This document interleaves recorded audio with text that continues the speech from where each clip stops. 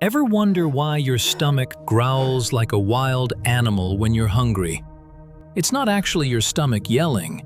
It's your entire digestive system resetting itself. When you're empty, your brain sends waves of contractions through your gut, basically saying, "Clear the pipes." These contractions squeeze air and leftover fluids, and that is what makes those loud, rumbling sounds. And get this, your stomach does the same thing even when you're not hungry. You just don't hear it because food blocks the noise. So yeah, your stomach isn't begging for food. It's literally performing a cleaning cycle like a dishwasher.